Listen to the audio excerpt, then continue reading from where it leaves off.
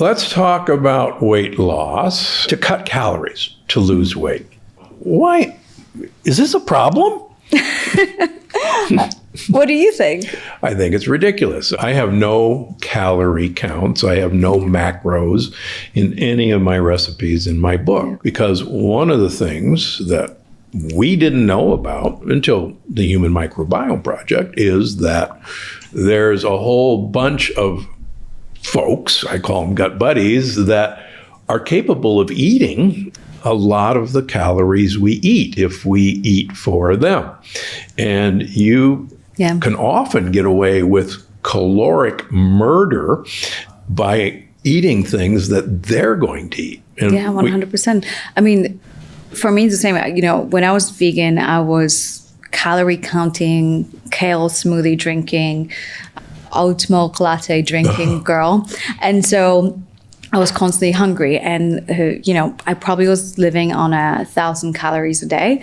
And then fast forward, within 2 years, I was probably on 3,000 calories, and I was the fittest, skinniest, because I started working out. For me to work out, I need to eat to build muscle. The more muscle I build, the more insulin receptors I have. You know, the muscles are more metabolically active. I can get away with more food because I keep myself busy. On top of that, right, like I'm feeding my gut. So I'm able to metabolize food very differently. And there is, I mean, so many things that we touched upon. Calorie restriction often leads for a short-term weight loss, right? Because you eat, and that's the idea that there is the basal metabolic rate. And please correct me if I'm not a doctor, but there's the basal metabolic rate, which is, let's just say 1,200 calories for you.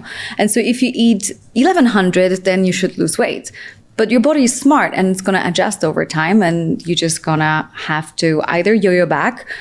I mean, you'll have to yo-yo back. There's no other way, right? Because if you keep on eating less, your body will slowly adjust that basal metabolic rate to be lower until you can't go any lower, and you're gonna feel constantly exhausted and tired, and you don't want to go with that path of being like they do studies of rats that are on calorie restriction. They get aggressive and whatnot. So you can do that, or you can just eat as much as you can, not as much as you can, like according to what feels right? And it's like, I think there's another layer that I find really interesting with women, that a lot of studies are done on men or postmenopausal women.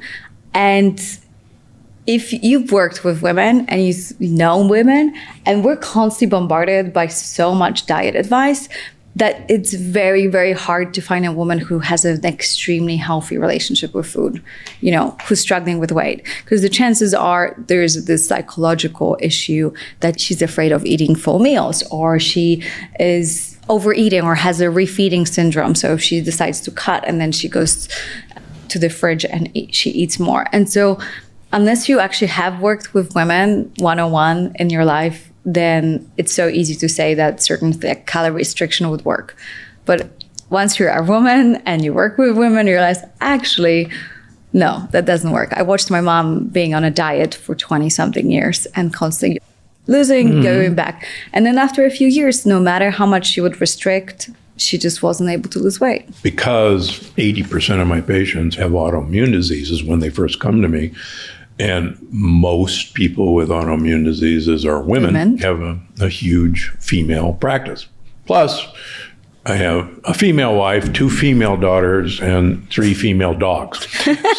So you had to learn. So I've had to learn. But you're right. Social media is a big part of this. There's a massive pressure, like through social media in general, that even if you're not trying to lose weight, you're going to hear how to lose weight sooner or later. And the message is, the skinnier the better, or whatever it might be. Not like, hey, you should just focus, your period is like the most important thing. Actually having a healthy, thriving menstrual cycle where you actually feel like you're not in pain, and it's not like, it's like, why is PCOS or endometriosis and all of these conditions so common right now, and infertility, right?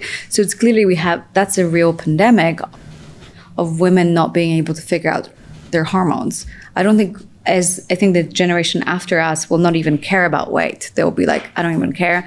I know that if I fix my hormones, weight will come. Hey, the generation after us will all be dead, unfortunately, if we don't change something. Yeah. Unfortunately, if we go the way we're going, baby boomers, me, will be the longest living generation. And everything looks like, unless we do something, that the baby boomers will be the longest, and everyone that follows They'll be shorter, will be shorter. And that's actually really scary. And I mean, there's so many things you can do, right? Like the information is out there. It's just, we need to stop waiting for people to save us and just take responsibility and educate yourself as much as you can. So let's talk about eating in restaurants. You apparently used to be very afraid of eating in restaurants. Yes. But you're not anymore. I don't think, having a lifestyle of going out is the best lifestyle on the planet. I'm not going to lie. But because I know what I know, I would go and I'm like, oh my God, this I can't have, and this would not be good. And it feels like they somehow mixed one good ingredient with 4 ones that you can't have. And so I moved to Bali in Indonesia, and that's a very different approach to food, where you most likely make your own food. So they let you pick and make your own salad. But at the top, it says we use ghee and coconut oil to prepare your dish. Let us know if you would like it steamed, fried, and what oil to use. We're in 2024, and no one ever talks about how the food is being prepared. You're almost being difficult about asking questions. If you're like, I'm sorry, what oil is this? Or can you use olive oil or this and that? So I realized that, again, this is going to be another food trend when the restaurants need to be way more transparent where they're getting their ingredients from and what oils they're actually using. And the moment I stopped caring about what people perceive me as, I was just like, I'm just going to ask for coconut oil, or I'm just going to ask for have it, with ghee. They give me just made me feel a little bit more relaxed. And I think that's another thing, that if the diet or a wellness practice is making you stressed, is it a wellness practice or maybe not anymore? Because it's like part of it is like you're meant to feel well. And if you feel like that certain rule is making you feel miserable, then perhaps it's time to take a step back and realize, I'm like, what can I do to adjust it? Yeah, I think that's a good point. And I've mentioned this through the years. One of my good friends, Tom Guy, years ago, said, Steve, the menu only tells you what the chef has in the back.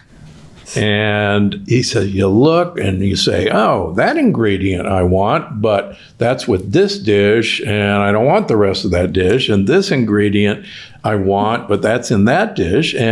But that's how I order, unfortunately.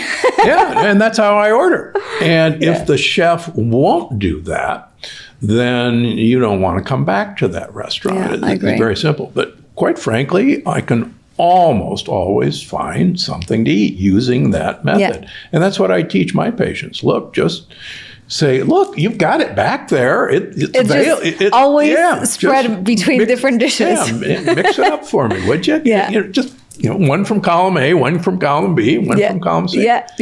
And so it's exactly what I do. It's been a very good trick. And so that's, And I think a lot of people say like, oh, this is so unrealistic. I don't want to be difficult. But at the end of the day, it's a little bit like oat milk. Why is oat milk at every coffee shop? I went to my favorite coffee shop and he's like serving now only oat milk. And I ask why? And he's like, honestly, because people just kept asking. And we can do the same about seed oils, about using ghee, about not using even, okay, sure, if you want to have a piece of toast, maybe just have Anchor wheat or organic, so you avoid glyphosate if that's really what you have to live with.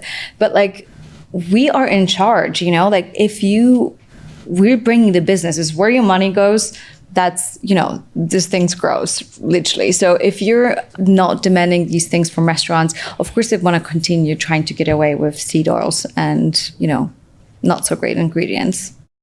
If you found this video helpful, I think you're going to love this one. Steakhouses are great for side dishes. Look for steamed or sauteed spinach. Look for the asparagus. Look for the broccoli. Avoid the mashed potatoes. Avoid the hash browns.